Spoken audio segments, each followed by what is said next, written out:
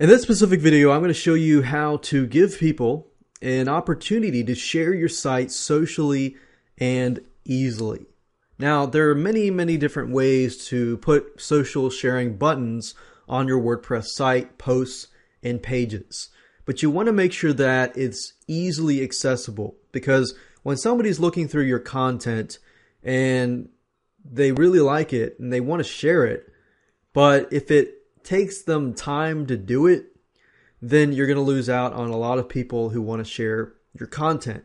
So you want to make sure that it's easily accessible to them. And that's why I recommend in this specific video that you use social share buttons that basically float as somebody scrolls down. And when I say float, they're basically going to see a box that floats with them as they look through your content.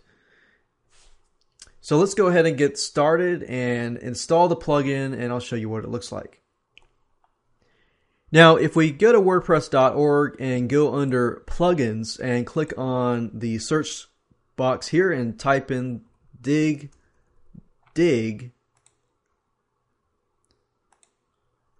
it's a specific floating share bar, as you can see here. So imagine I'm scrolling down, and as I'm scrolling down, I'm able to see these social sharing buttons. It just makes life easier for people. So now that you see it, let's go ahead and install it. So what you need to do is hop on over to your WordPress dashboard, go under plugins and do a search for that specific plugin. So dig, search plugins, and this is it. Click install now. Click OK. Let's proceed. Enter your FTP username and password. And click on Activate Plugin. Now that that's done, let's go ahead and customize the settings. So click on dig. It's split up into global configuration settings, normal display, and floating display. We're going to be working with the floating display. So first things first, you have to configure it though. And this is where you enter your details. So Facebook-like configuration.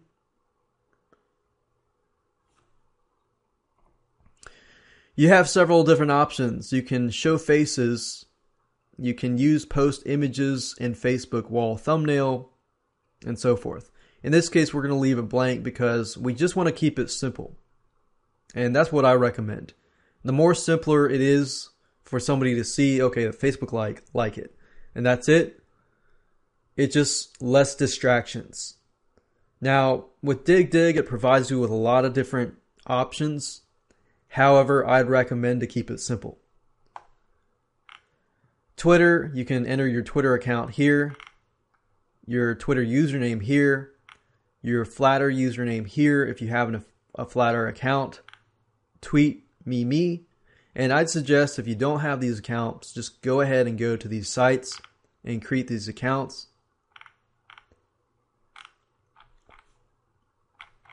And if we go to floating display, you can enable floating display. I want it to float. I don't really want the normal display because I want it to float. And that's the whole concept here. Now you can choose it to display on posts or pages. Now by default, only posts will be chosen, but I want posts or pages. And it really depends on how your content is laid out. For example, if you're going to put all your content as posts, you might want to just check the posts here. But I'm going to put posts and pages. You can also choose how far to the left of the content dig is placed, because obviously you don't want to cover your content up. So you might want to tweak it and test it. I'm going to say 50, well actually to the left.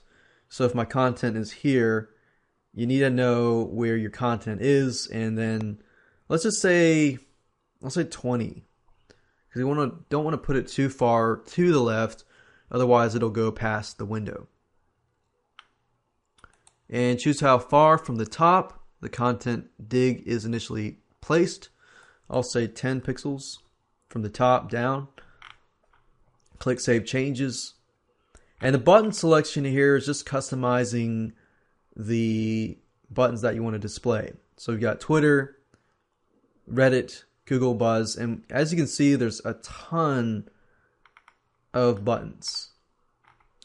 But I'm going to go through here. I want Twitter, let's see, Buffer, Google Buzz, Stumble Upon.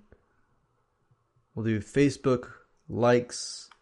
I want Google Plus, LinkedIn, Delicious, and so forth. Now, what I would recommend is keep it minimal to Facebook, Google, and Twitter.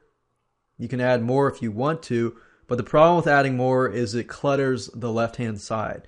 And if it clutters and distracts somebody, while it does give people more opportunity, it can be distracting and annoying. So you don't want to annoy your visitors, and that's the last thing you want to do. So that's why I keep emphasizing, keep it simple. Even though there's so many options here, keep it simple. Okay, that's that. And once that is done, what it'll do is it'll automatically add it to your posts and pages. So if I go to posts and all posts, I've created a post here, and you don't have to do anything to the post itself. It actually adds itself to the post. But if I view the post, I can see what it looks like. So as you can see here, we've got tweets, Buffer, Stumble Upon, Google Plus, LinkedIn, and more. Now we kind of have to play with this a little bit. We can see that it's kind of moved up to the top. So I might want to go back to dig under the floating display and possibly push it down. It says choose how far from the top. Okay, so I might want to put something larger here.